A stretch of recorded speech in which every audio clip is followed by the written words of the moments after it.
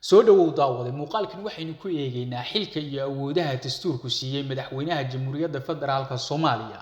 ayna ku horeyno horta title-ka madaxweynaha kadibna ku xijino shaqadiisa ama waxa uu xaq u leeyahay inuu qabto madaxweynaha Jamhuuriyadda Federaalka Soomaaliya waa astaanta qaranka Soomaaliyeed waa ilaaliyaha iyo horumariyaha mabaadi'da aasaasiga ah ee dastuurka dalka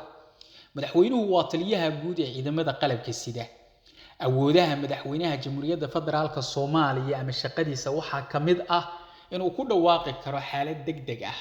iyo xaalad dagaal si waafaqsan sharciga dalka wuxuu madaxweynuhu awood u leeyahay magacaabista taliyayaasha heer federaal sidoo kalena wuxuu ka qaadi karaa xilalkooda markii ay soo jeediyaan golaha wasiiradu madaxweynuhu wuxuu leeyahay awoodda magacaabista wasiirka koowaad ama ra'iisul wasaaraha dalka wuxuuna kala diri karaa oo xilka qaadis ku sameyn karaa gabi ahaanba xukuumadda federaalka haddii ay weydo codka kalsoonida golaha shacabka ee baarlamaanka federaalka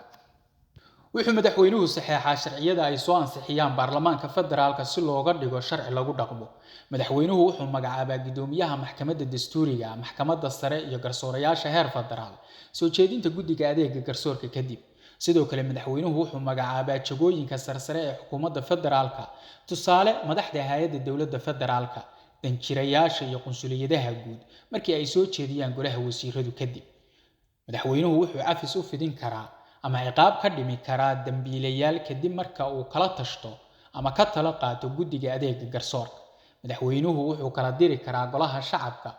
markii muddaxileedkoodu dhammaado si ay doorasho u aadaan madaxweynuhu wuxuu saxeexaa heshiisyada caalamiga ah kadib markii golaha wasiiradu soo jeediyaan golaha shacabkuna ansixiyo